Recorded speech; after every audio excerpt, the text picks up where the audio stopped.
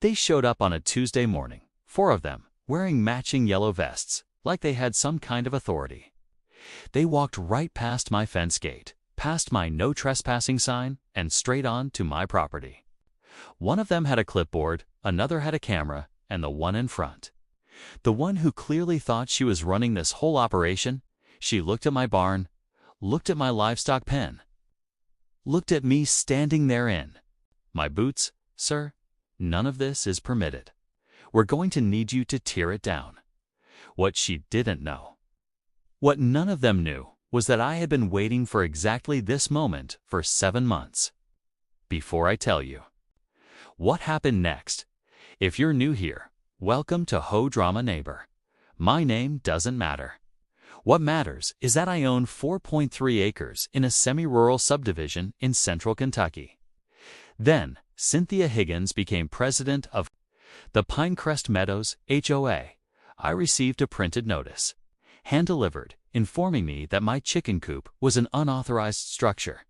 I found Section 4, Paragraph 12.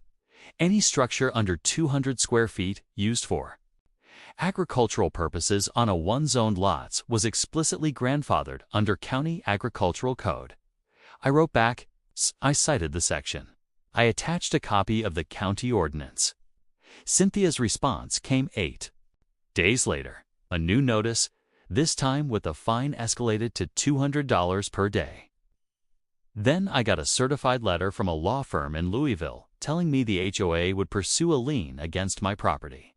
One called the county zoning office and requested a formal written confirmation of my property's A1 agricultural designation. What that spreadsheet showed me was that 31 out of 34 notices had gone to properties owned by people who had voted against her in the board election. I contacted a land use attorney. That letter cost me $175. It would later be the most valuable $175 I ever spent. I showed up on a Wednesday evening with my manila folder, my laptop, a printed packet of documentation for each of the 5 board members. Cynthia opened the meeting. She looked at me across the table with that same smile. Smug, certain, comfortable. She had her attorney on speakerphone. Before we begin, I'd like each of you to look at what's in front of you. Take your time. The 5th document was the attorney's letter, which included a paragraph explaining that pursuing a lien could expose board members personally to claims of selective enforcement and abusive process. One of the other board members picked up the attorney's letter and read it very carefully. Then he said, I think we need to table this and talk to counsel privately. All accrued fines, all $14,000 plus on paper, were formally rescinded.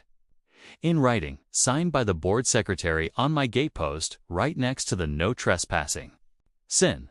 I have hung a laminated copy of that county zoning letter. And I said, quietly and without raising my voice, you're welcome to contact the board. But I'd suggest reading page 2 before you do.